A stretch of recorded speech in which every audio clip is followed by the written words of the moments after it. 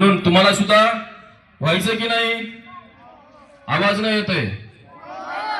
हा, सर्वांनी आपल्या ठिकाणी आपला धर्म बळकट झाला पाहिजे, आपल्या ठिकाणी आपल्या धर्माचं दृढत्व आलं पाहिजे. आपण महानुभाव पंथाचे पाईक आहोत. कुण्या पंथाचे? महानुभाव पंथाचे आपण पाईक आहोत. मग महानुभाव पंथाचा विधी विधान आपल्याला सर्व माहित पाहिजे, बरोबर की नाही? महानुभाव पंथाचा आचार काय आपल्याला माहित पाहिजे.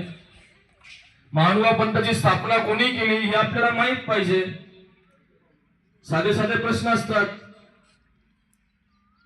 आपण जर म्हटलो एखाद्याला शाळेमध्ये टिफिन खायला बसलो 4-5 मुलं, नाही घ्यायचं, कारण आपल्या देवाने आपल्याला अहिंसा धर्म सांगितलेला आहे, नाही का? आपण हिंसक लोकांची मैत्री पण करायची नाही.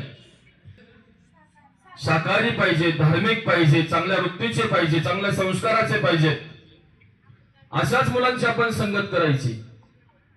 ते जर त्यांचे जर संस्कार चांगले नसतील, ते जर उद्धटपणे बोलत असतील, उद्धटपणे वर्तन करत असतील, अशा मुलांच्या बैठकीला सुद्धा आपण बसायचं नाही. मग आपल्याला या बालसंस्कार शिबिरामध्ये काय शिकायचं आहे? संस्कार शिकवायचे आहेत. आणि आपण महानुभाव पंथाचे पाईक आहोत. आपल्या देवाने आपल्याला कुठले विधिविधान सांगितलेले आहेत? या बाल मनावरती घडलेले जे संस्कार असतात हे चिरकाळ टिकणारे असतात, बरोबर आहे? आपण म्हणतो काठी जोपर्यंत ओली असते ना तोपर्यंत तिला कसंही वाकवता येतं. ती जर एकदा वाळली तर ती टणक होऊन जाते, ती वाकत नाही, तिला आकार देता येत नाही. तसं तुम्ही आता काय आहेत? तुम्हाला आता जसं घडवलं, जसा आकार दिला तसं तुम्ही घडणार आहात. तुम्ही मोठे झाले आणि मग म्हणाल का आम्ही नंतर करू, तर नंतर चालणार नाही.